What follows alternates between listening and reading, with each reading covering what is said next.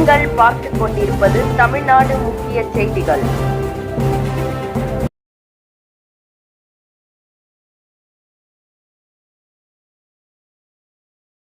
திருவள்ளூர் அடுத்த கொசவன்பாளையம் மாந்தோப்பு தெருவைச் சார்ந்தவர் ஆனந்தன்.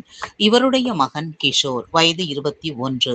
இவர் திருத்தணியில் அமைந்துள்ள GRT institute of pharmaceutical education and research B.Pharm 4ஆம் ஆண்டு கால இளநிலை மருந்தியல் படிப்பு இறுதியாண்டு படித்து வருகிறார்.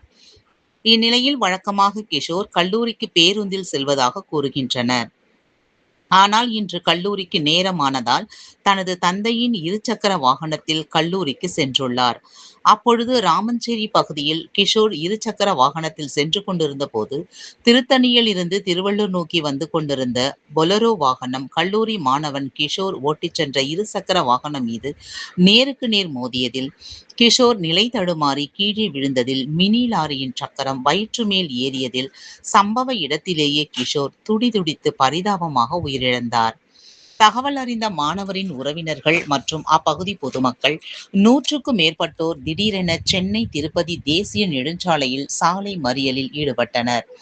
தகவல் அறிந்து சம்பவ இடத்திற்கு விரைந்த கனகம்மாள் சத்திரம் காவல்துறையினர் பொதுமக்களிடம் சமரச பேச்சுவார்த்தையில் ஈடுபட்டனர்.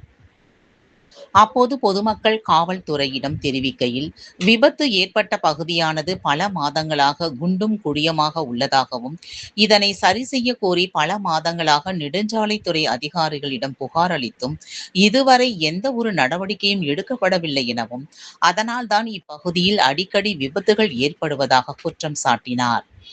குண்டும் குழியுமாக உள்ள நெடுஞ்சாலையை விரைவில் சாலையை சீர்படுத்தி தருவதாக பொதுமக்களிடத்தில் வாக்குறுதி அளிக்கப்பட்ட பின்னரே போராட்டக்காரர்கள் கலைந்து சென்றனர்.